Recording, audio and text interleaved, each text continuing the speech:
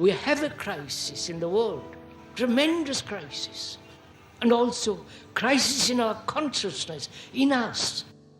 I see the urgency of change, radical revolution, mutation in the mind. I see it. It is necessary. There is complete quietness of the mind, and that which is silent has vast space. Only then that which is nameless comes into being. This is Urgency of Change, the Krishnamurti podcast.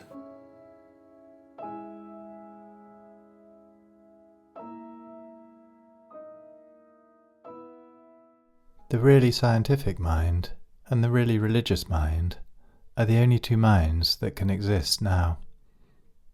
Not the superstitious, believing, temple-going, church-worshipping mind. Hello and welcome to episode 272 of Urgency of Change. Each fortnightly episode of the Krishnamurti podcast is based on a significant theme of his talks. Extracts from the archives have been selected to represent his different approaches to these universal and timelessly relevant themes. This episode's theme is the scientific mind and the religious mind. Upcoming themes are organizations, the heart, and awakening. This is a podcast from Krishnamurti Foundation Trust based at Brockwood Park in the UK, which is also home to the Krishnamurti Retreat Centre. Situated in the beautiful countryside of the South Downs National Park, the Krishnamurti Centre offers retreats individually and in groups. The focus is on inquiry in light of Krishnamurti's teachings. Please visit krishnamurticentre.org.uk for more information, including our volunteer programme. You can also find our regular Krishnamurti quotes and videos on Instagram, TikTok and Facebook at Krishnamurti Foundation Trust. If you enjoy the podcast, please leave a review or rating on your podcast app. This episode on the scientific mind and the religious mind has two sections. This first extract is from Krishnamurti's 11th talk in London 1961 and is titled The Scientific and Religious Spirit. We would like to talk this evening about what is a religious mind.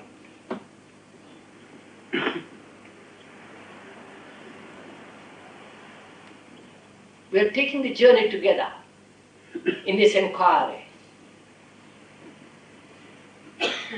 Together, which means you're not rejecting or accepting.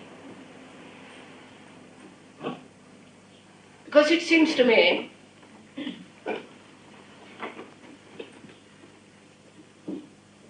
in this present world, with all its confusion, misery and turmoil,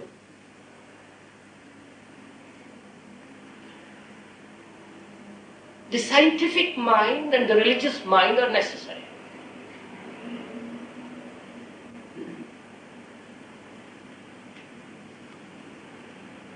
Because there's only two real states of mind. Not the believing mind, not the conditioned mind, whether it's conditioned by a dogma of Christianity or Hinduism or any other religion.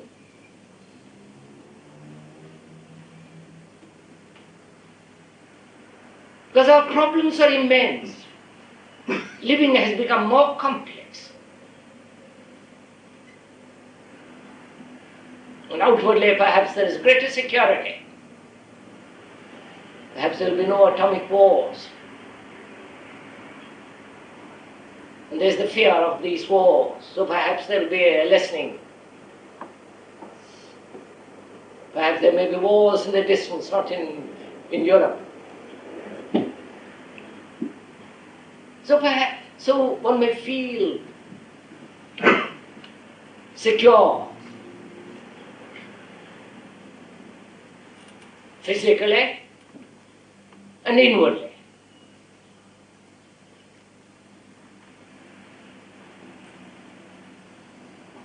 And mind seeking security becomes a dull mind, a mediocre mind. And such a mind is incapable of solving its own problems.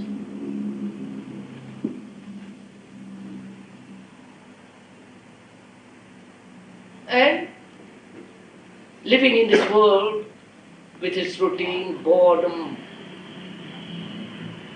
the middle class or the upper class or the lower class existence, the superficial life and all the rest of it, to solve and to go beyond, to go deeply inwardly. There are only two ways: a scientific approach or a religious approach. The religious approach includes the scientific approach, but the scientific approach does not contain with it the religious approach.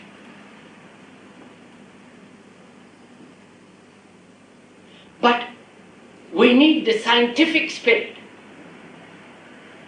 the spirit that is capable of examining ruthlessly all the causes that bring about man's misery.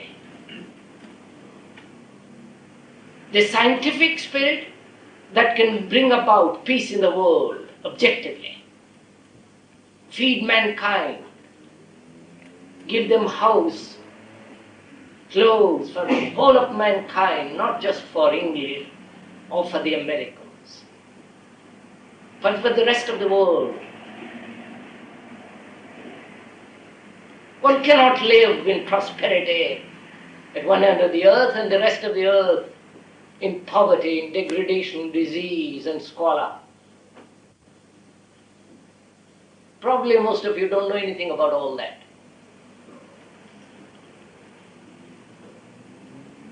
But to solve all these immense problems, one needs the scientific spirit, which breaks through all the stupidities of nationality, all the political bargainings, the ambitions, the avariciousness of power.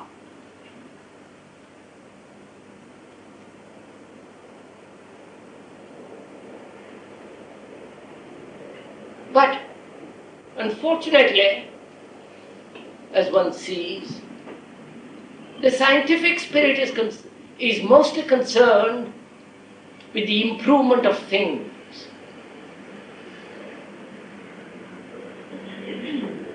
Going up to the moon or beyond,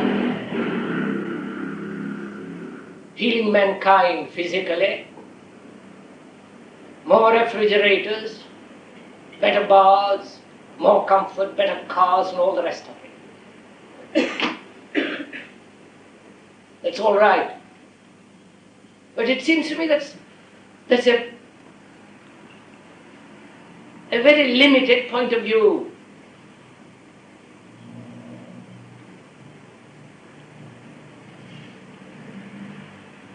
We know what this scientific spirit is. The spirit of inquiry. And never being satisfied with what it has found. Always changing. Never remaining static.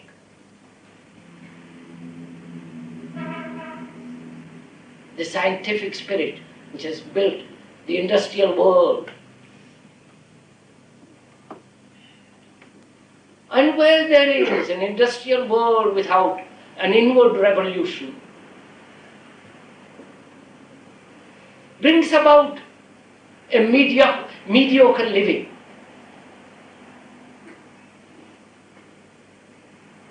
Without inward revolution,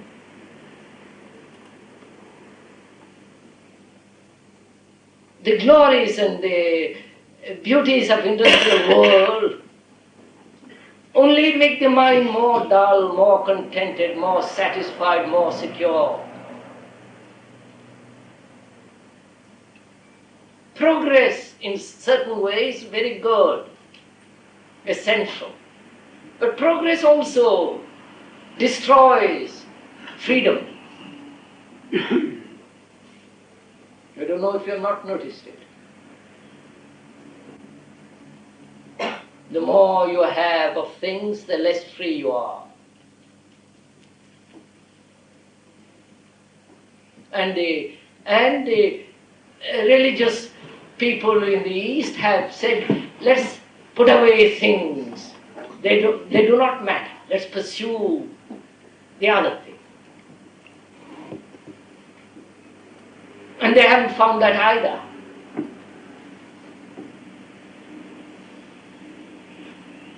So we know more or less what the scientific spirit is.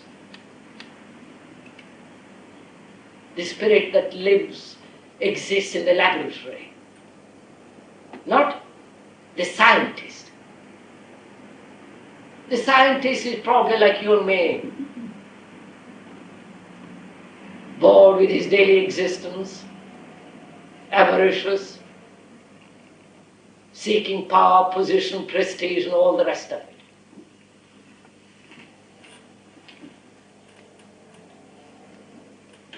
Now, what is the religious spirit? It's much more difficult to find out.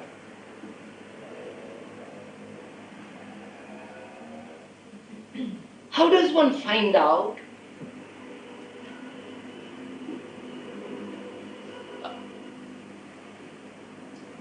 when you want to discover something true?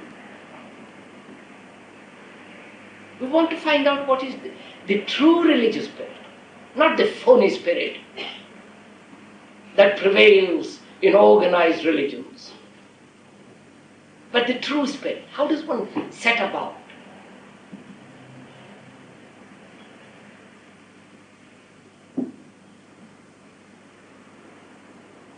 I think one begins to discover what is the true spirit only through negative thinking.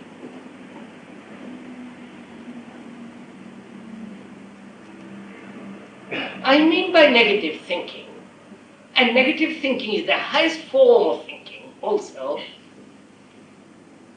I mean by that discarding, tearing through false things, breaking down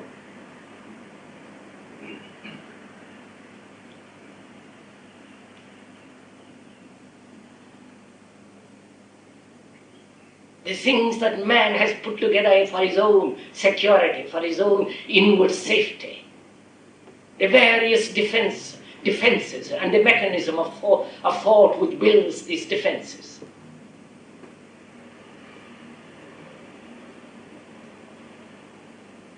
To settle them and to go through them rapidly, swiftly, and see if there is anything beyond.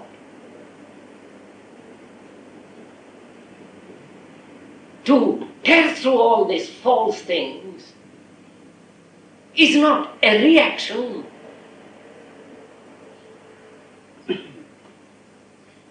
to what exists.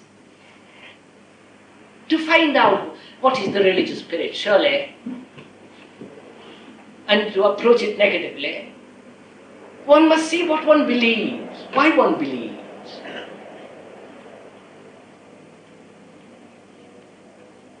Why one accepts all the innumerable conditions which organized religions throughout the world has imposed on the mind.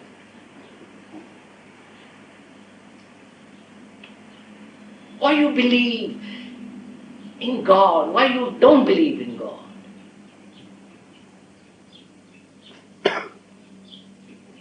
Why you have so many dogmas, beliefs. And by going through them, and not hoping to find something more. That is, if one goes through all these so-called positive structures behind which the mind takes shelter, you may say there will be nothing left, there is despair. I think one has to go through despair.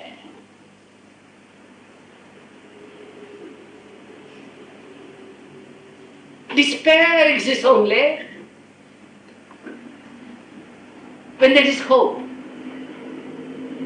Hope of being secure, being perpetually comfortable, perpetually mediocre, perpetually happy. And when that state is not, then despair comes in. For most of us, despair is a reaction to hope.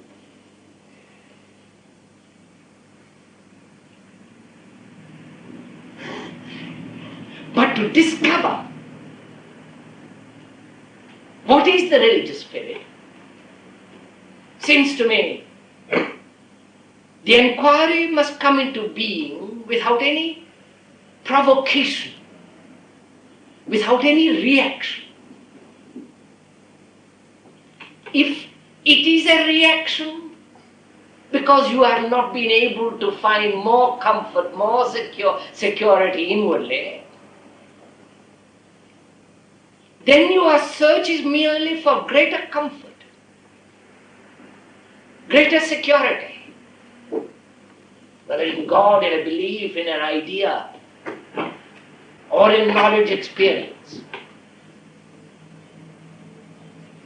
And it seems to be such thought, born of reaction, can only produce further reactions. And therefore there is no liberation from the process of reaction, which prevents discovery. I don't know if I'm making myself clear on this point. Perhaps we can discuss this after I have finished this evening. So, there must be a negative approach. So the mind must become aware of the conditionings either imposed by society with regard to religion and morality, and the innumerable sanctions which religion imposes, and also rejecting those, one has cultivated certain inward resistances, conscious and unconscious, beliefs which are based upon experience, knowledge, which become the guiding factors.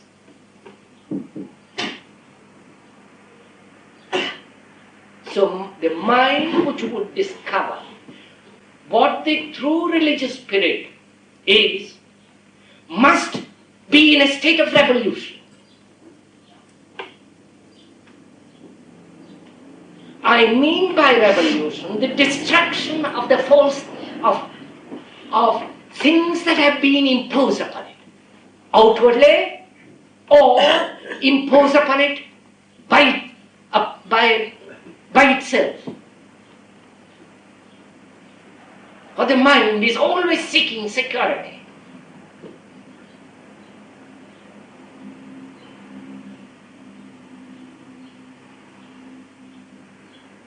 So the religious spirit, it seems to me,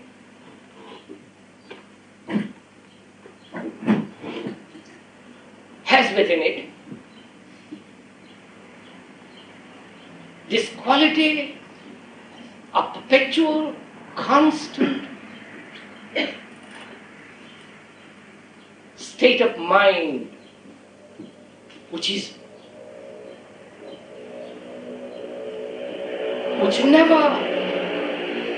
builds.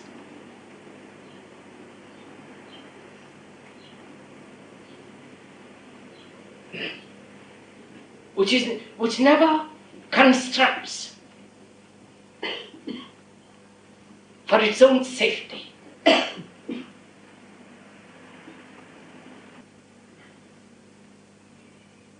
Because if one builds, if the mind builds with the urge to be secure, then the mind lives behind its own walls and therefore is not capable of discovering anything, discovering something new, or if there is something new.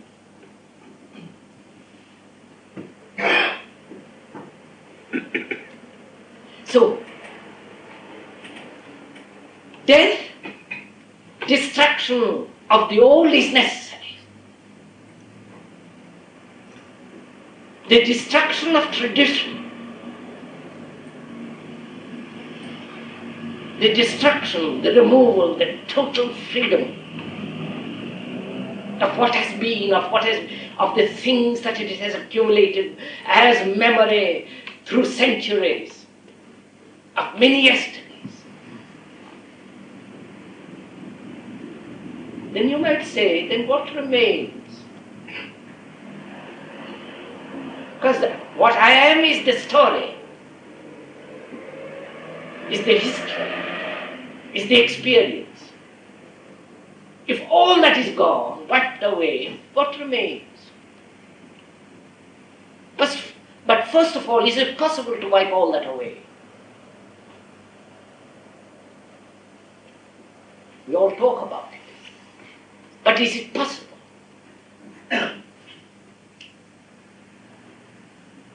I say it is possible.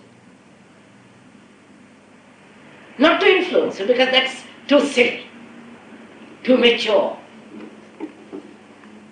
But I say it can be done if one goes into it very deeply.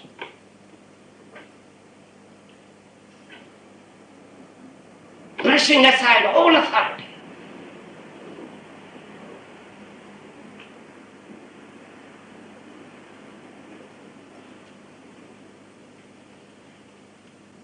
That state of wiping the slate clean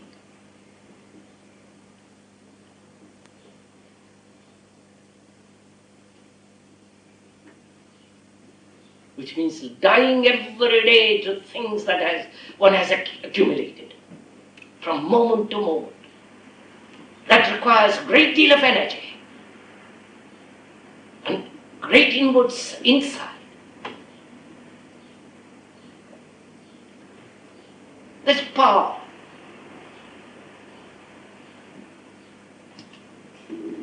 Of the religious spirit.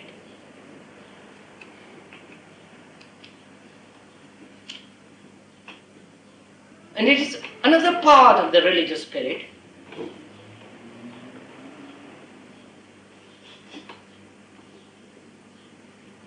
is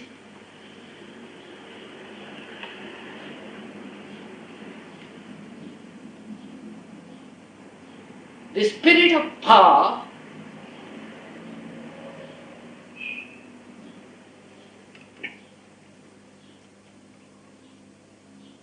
in which is included tenderness, in which is included love. Let me put it that way. I am thinking it, I am expressing it aloud. So if I use wrong words, wrong phrases, please pass it over. Don't stay with those words or those phrases. As I said, another part of the religious spirit is this power which comes through love.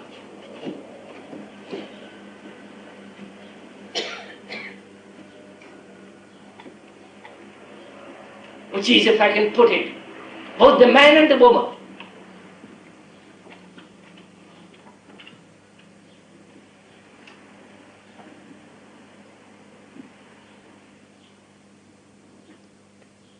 But I mean by power something entirely different from the urge to be powerful, from the feeling of dominance. And that power that comes through severe control, abstinence, or the power of a very sharp mind which is ambitious, greedy, envious, that wants to achieve.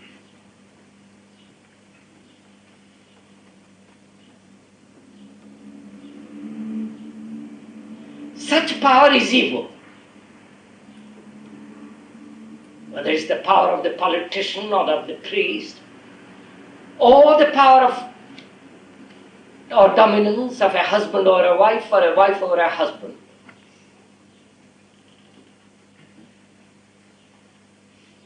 The power to influence people to think in a certain way is evil. Whether it's done by the communists or by the churches, by the priest or by the press. Such power to me is utterly evil. I do not mean that kind of power at all. I mean something entirely different.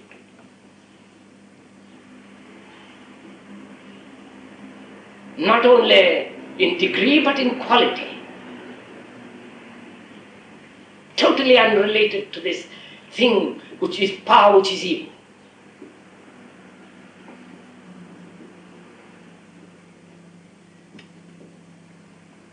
There is such a power as something outside, not provoked by our will, by our desire.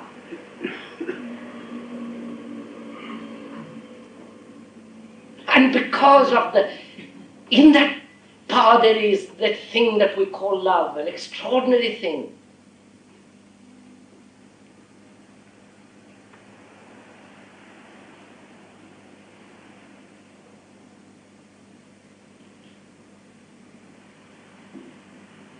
And that is part of the religious spirit. Love is not sentiment. Has nothing to do with emotion.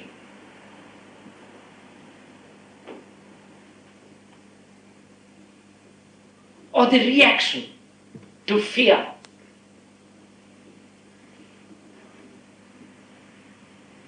Or the love the mother has for a child, or the husband has for the wife, and all the rest of it.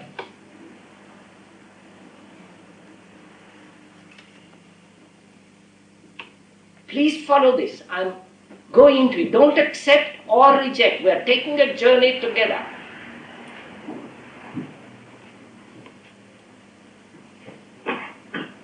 You might say such love is impossible. Such a state of mind which is a love which is not merely a recollection, a remembrance, association.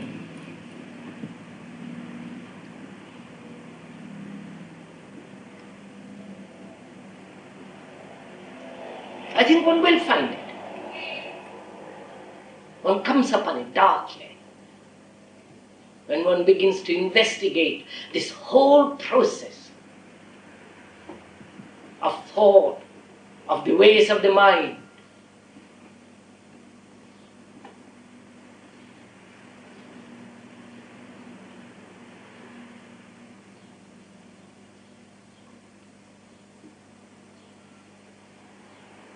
And this sense of power,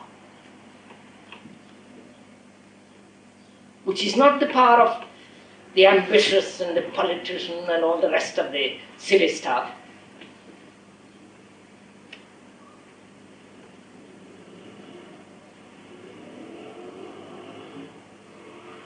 is the power that has its own being in itself.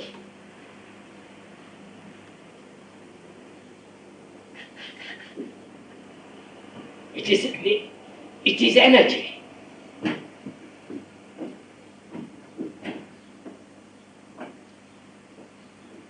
The energy that is generated by the self, by the me, for the things it desires, pursues, is entirely different from the energy that has no cause. And there is such an energy.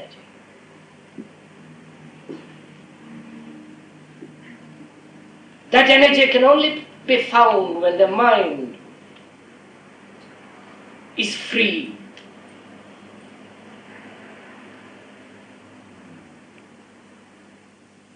Is not tethered to time and to space.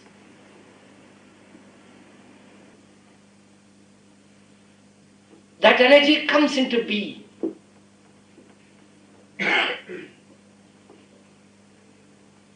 When thought, as experience, as knowledge, as the ego, as the center, the self, the me, which is creating its own energy, its own volition, with its sorrows, its miseries, its all the rest of it. When that center is dissolved,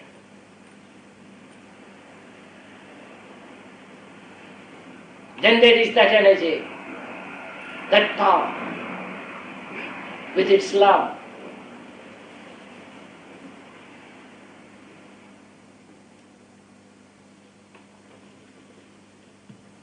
Then there is another part of the mind, of the religious mind,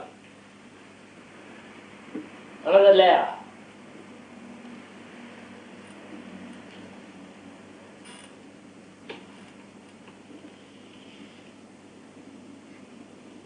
Which is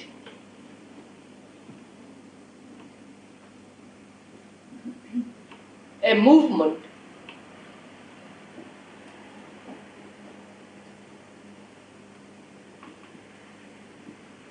which has not the outer or the inner. It's a movement. Please follow a little bit.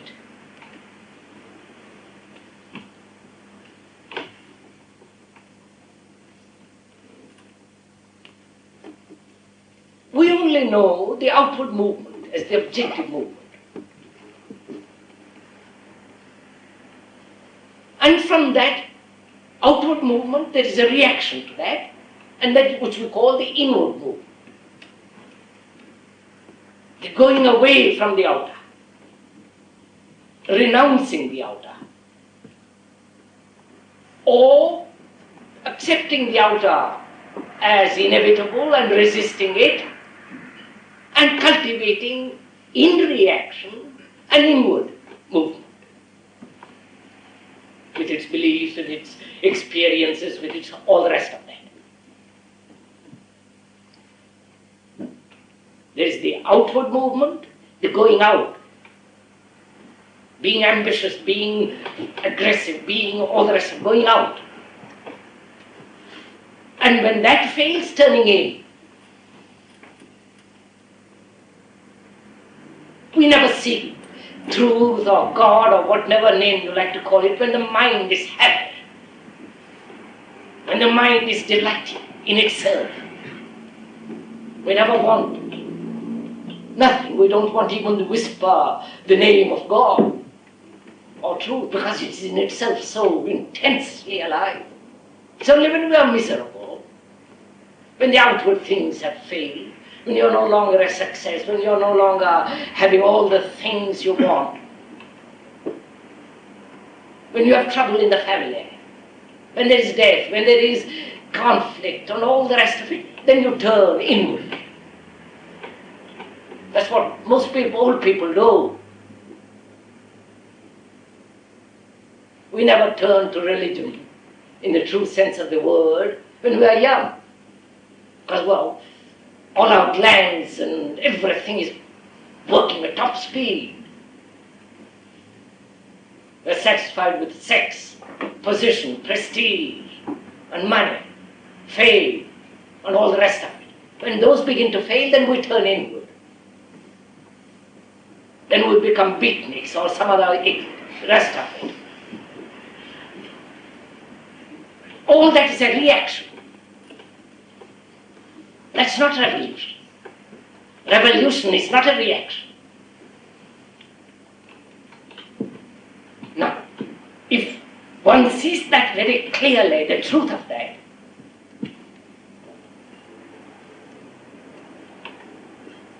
then there is a movement which is both the outer and the inner. There is no division.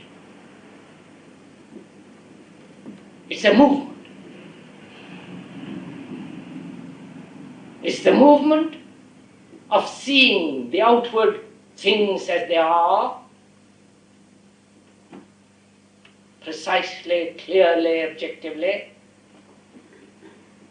and that same movement going within, not as a reaction, the same movement, like the tide that goes out and the tide that comes in. It's the same water.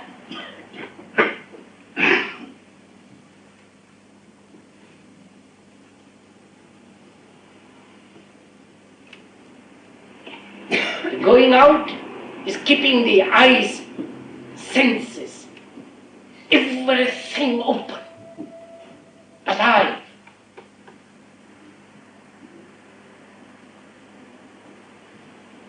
And the going within is the closing of the eyes. I'm using that as a way of telling you. You don't have to keep your eyes closed.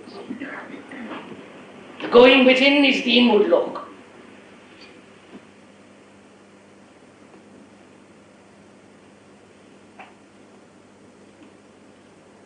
Having understood the outer, then the eyes turn inward. Not as a reaction. And the inward look, the inward understanding,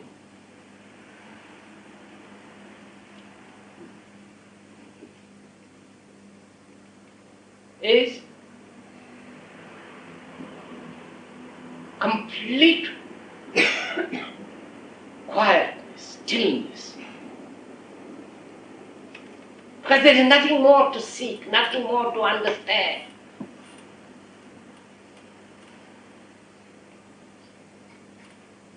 And therefore, complete stillness of the mind.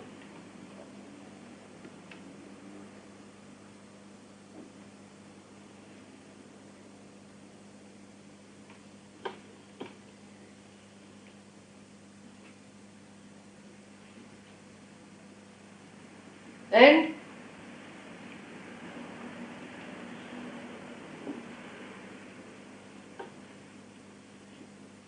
it is this inward, I don't like to use the word inward, but we have understood that. It is this inward state that is creation.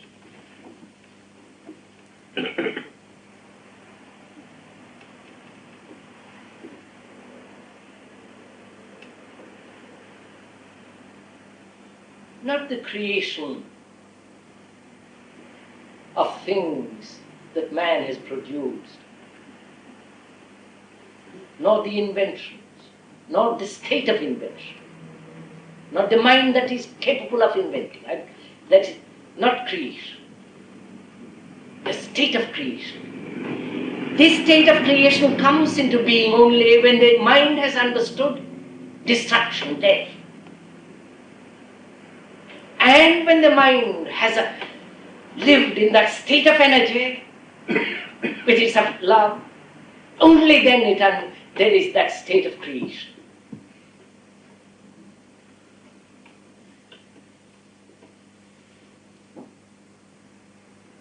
Now,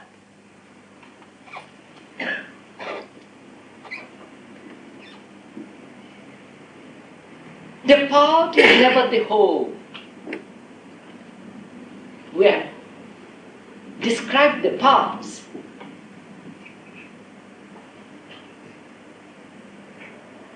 The part is never the whole. The spoke of a wheel is not the wheel.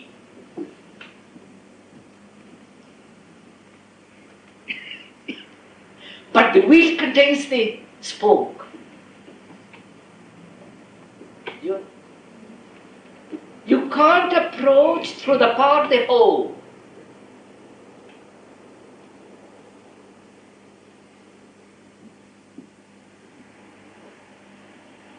But the whole is understood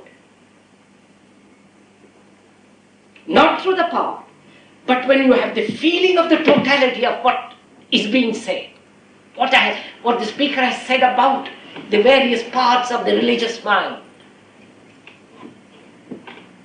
When you get the total feeling of it, then in that total feeling is included death, destruction, the sense of power and love, and creation.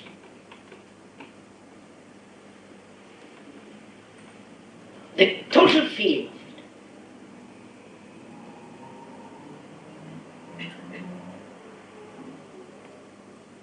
Now, the total feeling of this inward state is the religious mind. But to come to that religious mind, the mind has to be precise, clear, think clearly,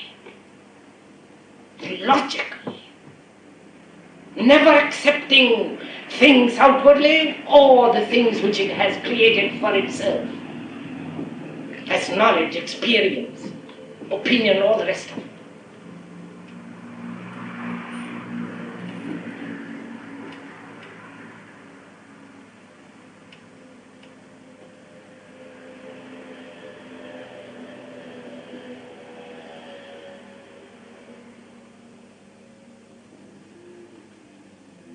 So, the religious mind contains within it the scientific mind.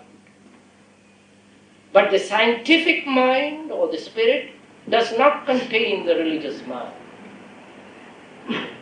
So the two, as the world is trying to marry the scientific world and the religious world, they want to marry them. It's impossible.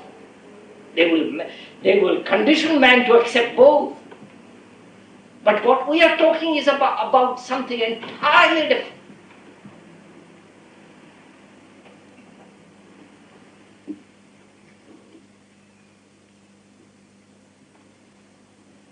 We are trying to take journey together into the discovery. Discovery.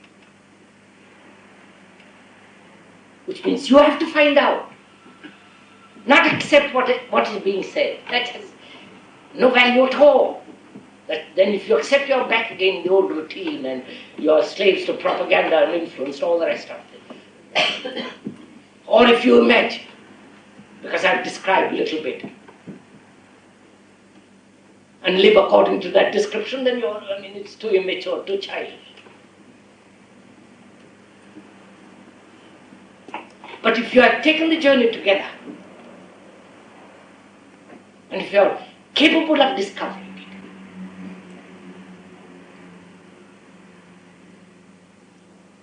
then you can live in this world.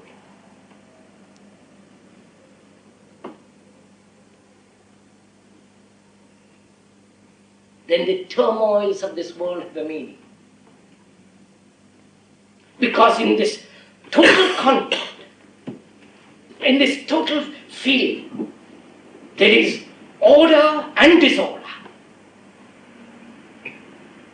No. You understand? You must destroy to create. Not according to the communists.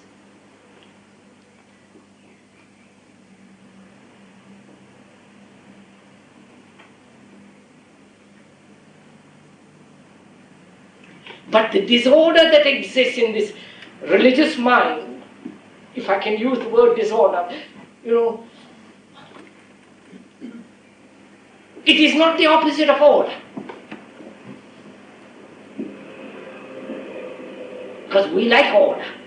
The more bourgeois, limited, mediocre we are, the more we like order. Society wants order. The more rotten it is, the more orderly it is. That it wants.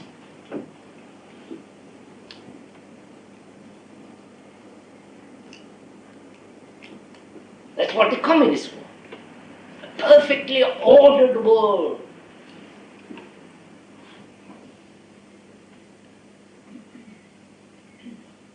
And also the rest of the world also wants it.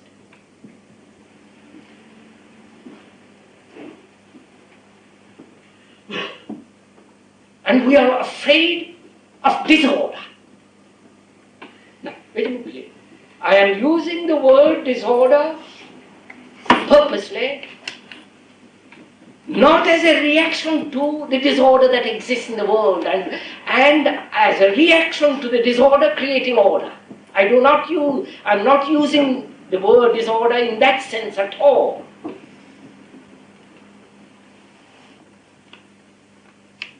Creation is disorder.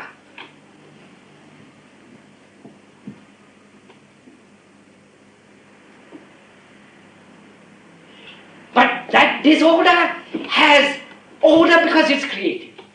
Oh.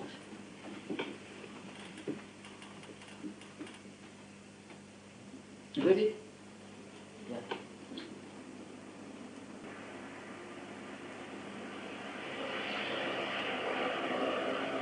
So the religious mind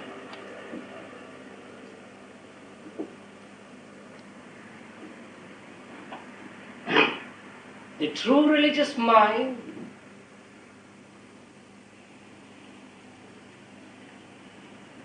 is not slave to time.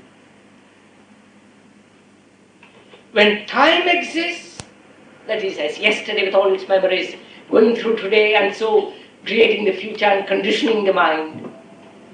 When time exists, this creative disorder is wrong.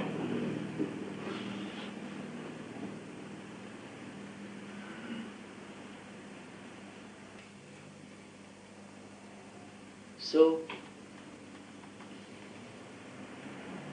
when the mind, the religious mind is a mind which has no future and which has no past, nor living in the present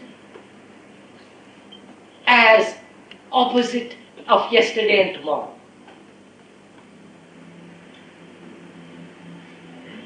Because in that religious mind, time is included. I don't know if you understand.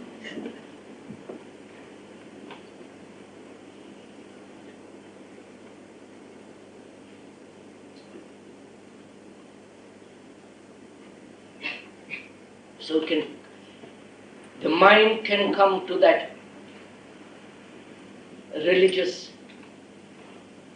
state, and I'm using the word religion as a word to convey something totally new, not the religions of the world, which are all dead, dying, decayed.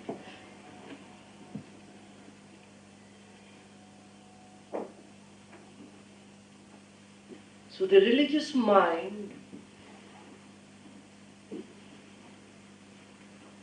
is a mind that can only live with death, with that extraordinary energy or power of love. Don't translate it, do you love one or many, or all that kind of childish nonsense.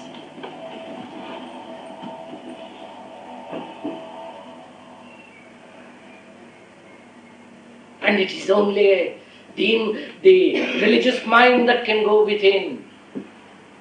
And the going within is not in terms of space and time.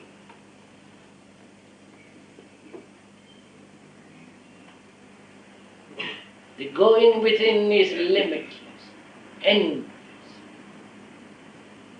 not to be measured by a mind which is caught in time.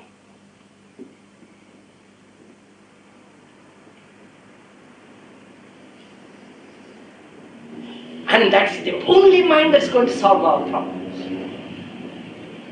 Because it has no problems. Any problem that exists is absorbed and resolved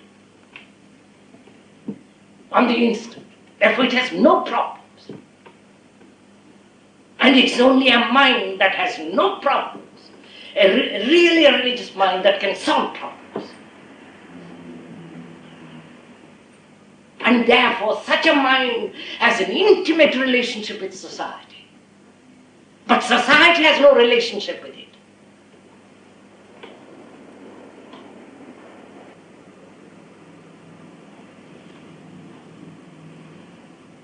So,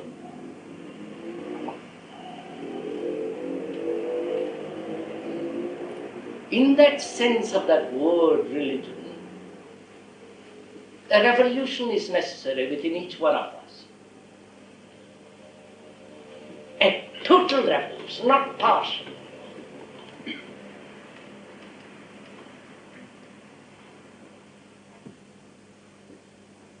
All reaction is partial.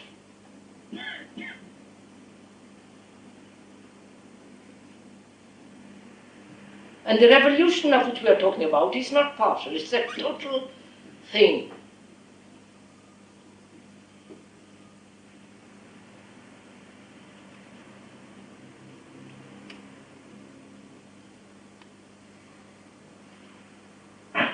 And it's only such a mind that can be intimate with reality. It's only such a mind that can be friendly with true God, or what you like, that can play with reality.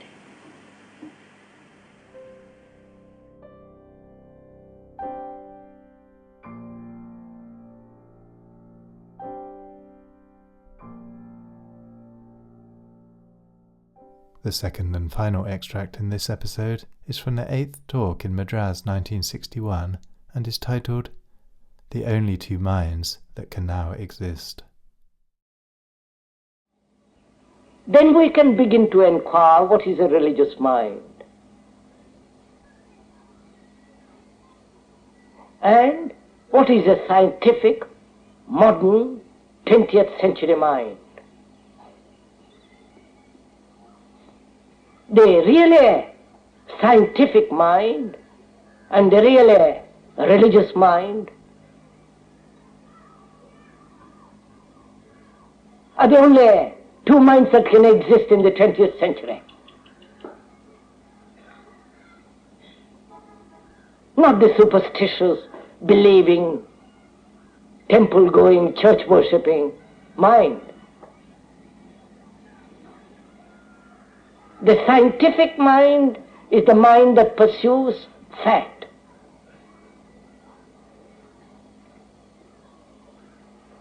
And that to pursue the materialistic, the fact which is discovered under the microscope, the atom and so on, needs immense accumulated knowledge.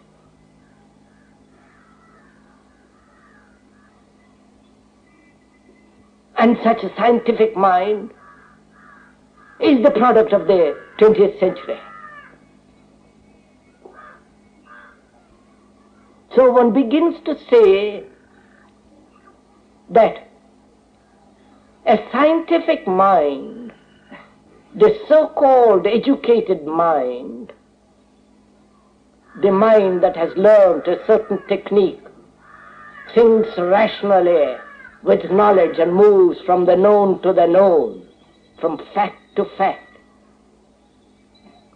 Such a mind is necessary, absolutely necessary, because it can reason from logically, sanely, rationally, precisely.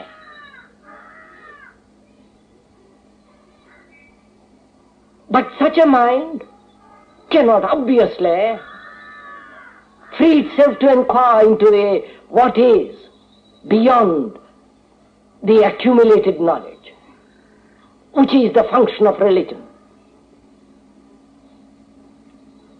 So, what is the religious mind?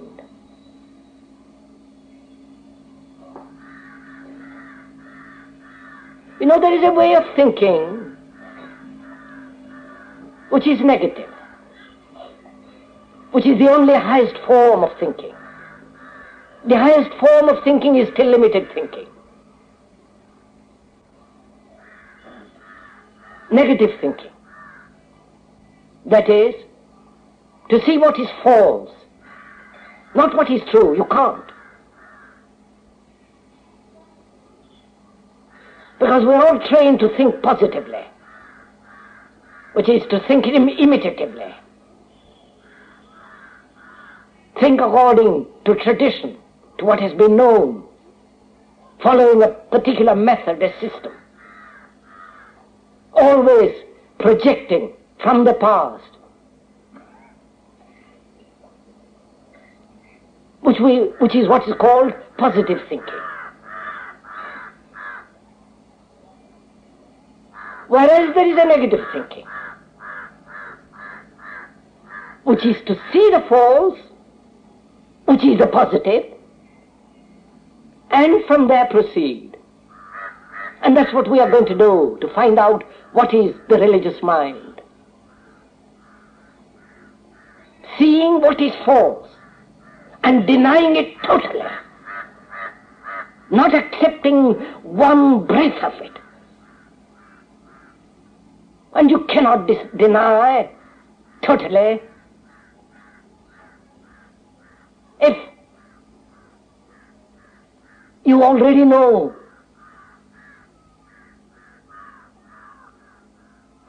that you will gain in denying the false.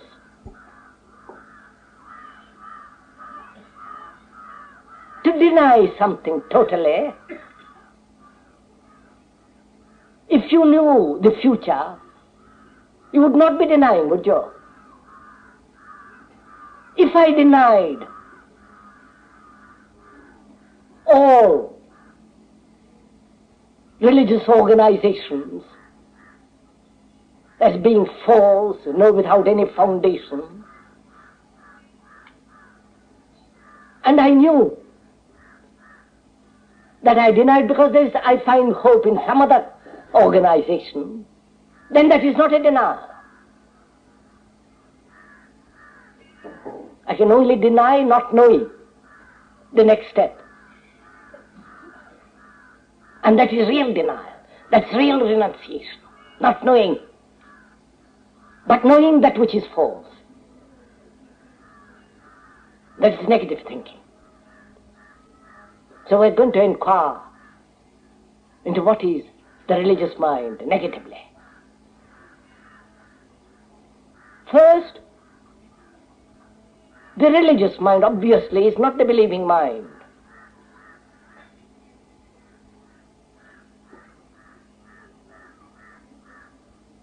Because belief is based on the desire to be secure, to be safe.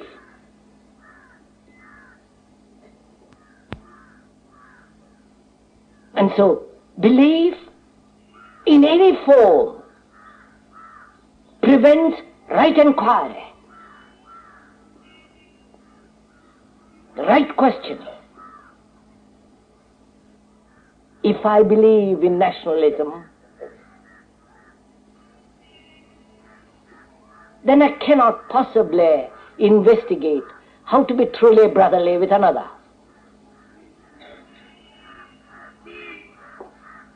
I must deny nationalism. Then I shall find out what is to live with another amicably, in a brotherly spirit.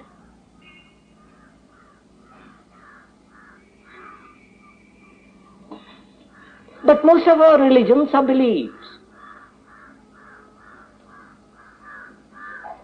You believe that there is a God.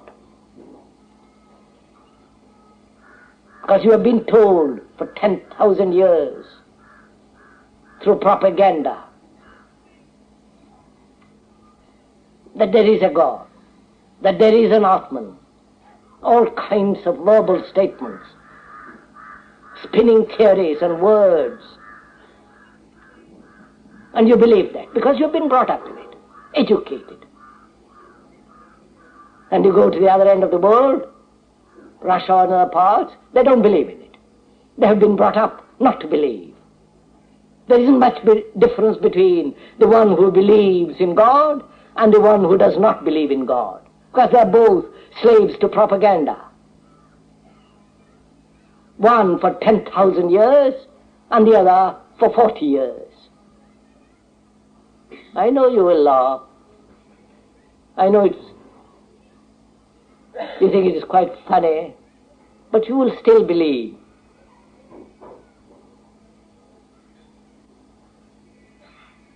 And a man who would really inquire if there is or if there is not, obviously must wipe totally away all his conditioning, all his belief in God.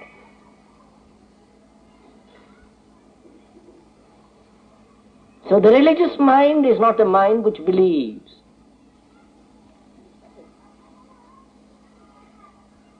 Not the mind which goes to the temple.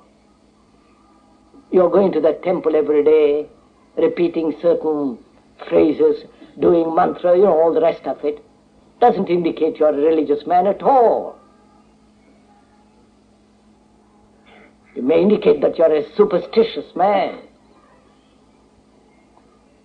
that you're caught in a habit which society has passed on to you. You may substitute religious rituals to parades, to attending footballs, cricket, sitting by the hour by the radio. This is all the same thing. So, the ritualistic mind, the mind that goes to a temple church and that worships a symbol, is not the religious mind at all.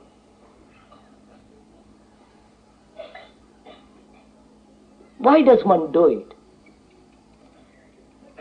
Why do you do it? For various obvious reasons. First, that you have been trained. This been instilled into you to believe, to seek shelter in an idea.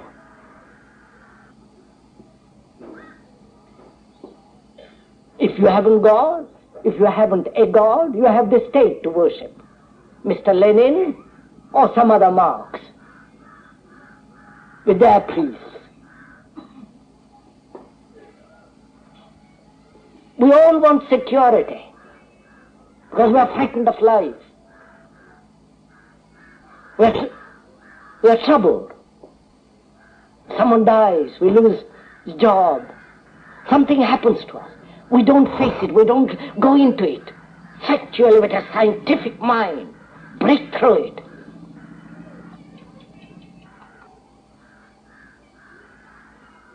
And so we turn easily, quietly and darkly to something that we hope will give us security, some peace. And it does give peace, it does give security. A belief does give security. But the security is just word. It's empty. It has no psychological significance. The whole religious structure in which you have been brought up, with all the authority involved in it.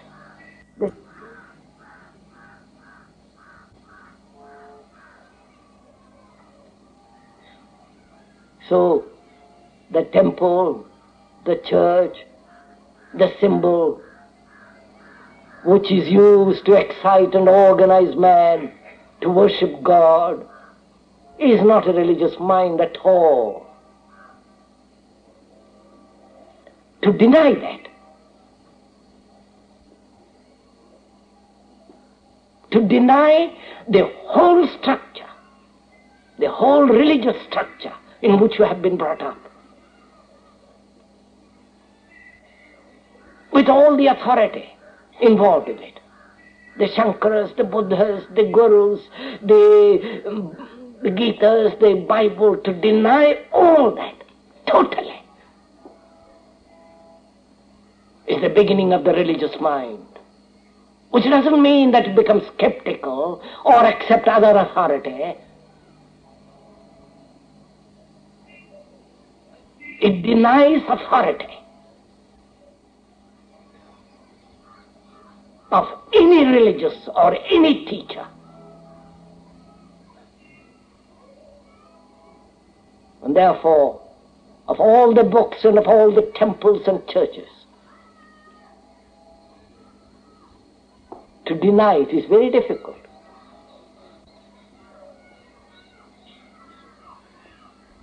Because you might lose your job.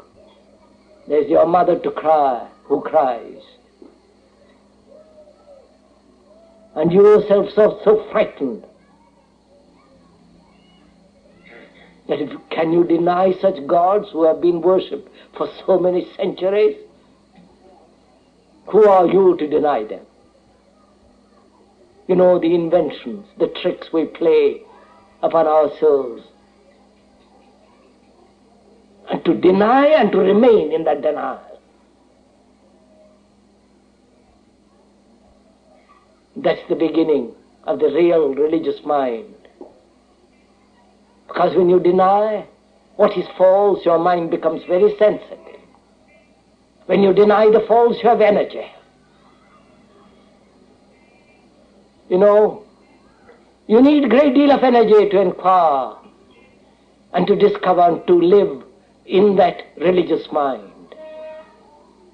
Energy. As you have energy when you eat. You need energy and abundance of it. But you cannot have that energy if you are in conflict. Conflict with the fact of what you are and what you should be, which is the ideal. Therefore, the religious man has no ideal. He's only facing the fact from moment to moment. And the virtue is in facing the fact.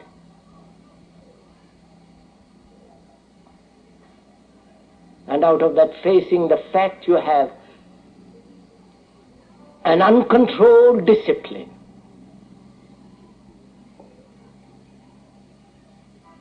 Not the deadly practice of what you call discipline, which is habit, a resistance, a suppression. So a mind which is inquiring into the quality and into the nature of the religious mind is a mind that is free from the ordained, rigorous, religious, traditional discipline. But it has its own extraordinary, unsuppressed, uncontrolled discipline, which comes into being when you look at the fact. You know, to look at a fact requires a great deal of energy. You can only look at a fact when you are not in conflict with the fact. The fact being what you are at the given moment. The fact that you may be jealous, ambitious, greedy, envious, ruthless, heartless. To face that fact, to look at it, requires energy. You cannot live with that fact if you are in conflict with that fact. And when you look at that fact without conflict, that very fact releases energy which brings about its own discipline.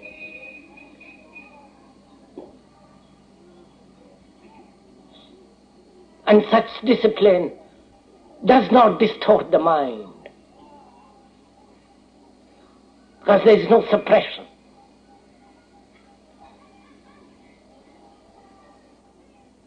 All our disciplines are a means of suppressing what the fact is, because we worship and escape to the ideal, which is a non-fact.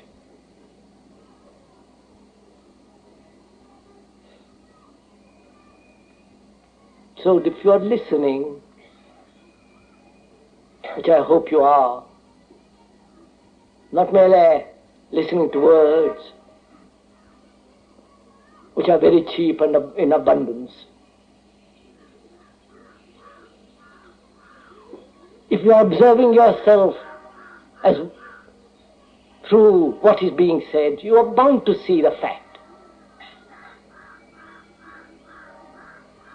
And if you are not in conflict with what is actually, which is yourself, not your Atmans and all the rest of it, which has no meaning at all,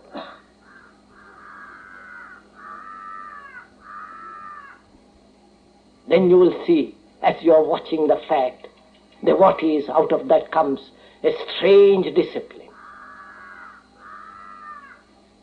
Because to watch something very clearly, you do not condemn. You have no judgment. Like a scientific mind watching something. Dispassionately. So a religious mind has no authority.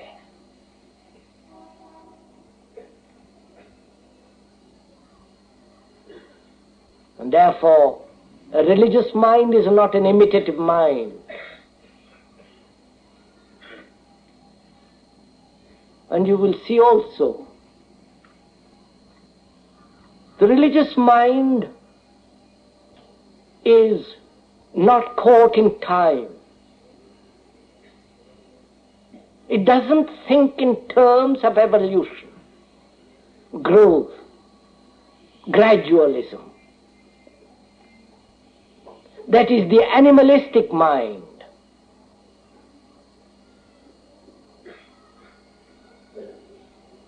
Because the brain,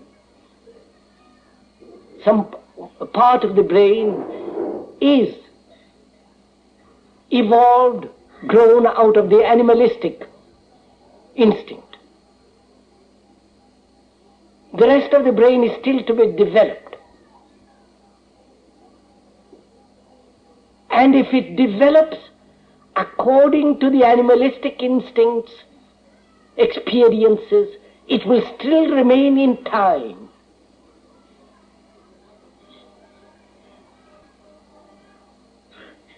And therefore, a religious mind never thinks in terms of growth, evolution. It is always jumping out of time. I think you will understand this, which may be rather new and strange to you, because that's what I mean by mutation. A changing mind, a changing brain is always moving from the known to the known.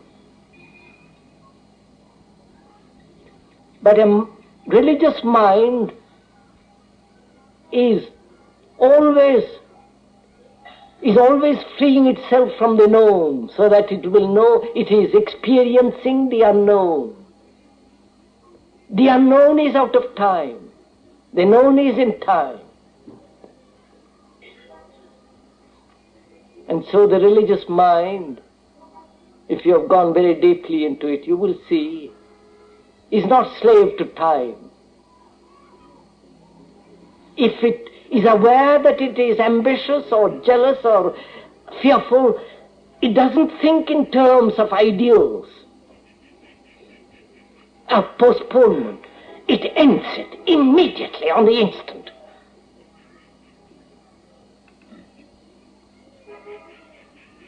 And the very ending of it is the beginning of that extraordinary, subtle, sensitive discipline which is uncontrolled, which is free.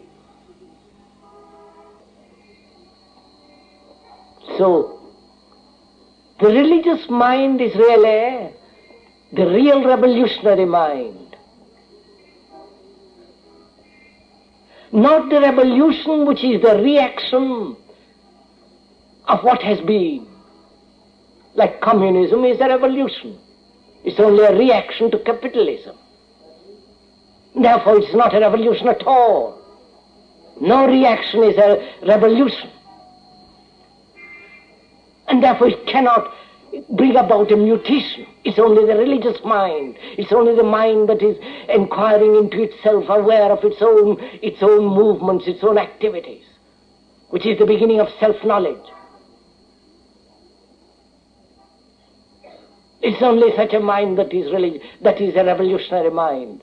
And revolutionary mind is the mutating mind, which is the religious mind. So you see, our problem is, and the challenge of present time, and it's the challenge of every instant if you are at all awake, is to respond totally to something that is new. I mean by responding totally, with all your mind, with all your brain, with all your heart, your body, everything, the totality of your whole being responding, not just intellectually or emotionally or sentimentally. I wonder if we do ever respond to anything so completely.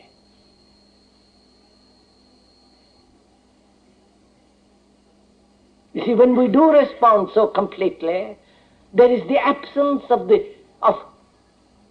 self-centered activity.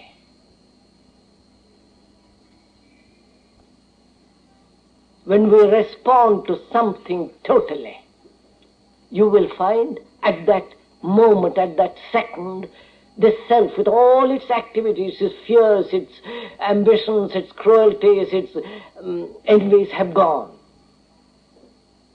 And therefore you can respond totally. And you do respond totally when there is sensitivity, which is love.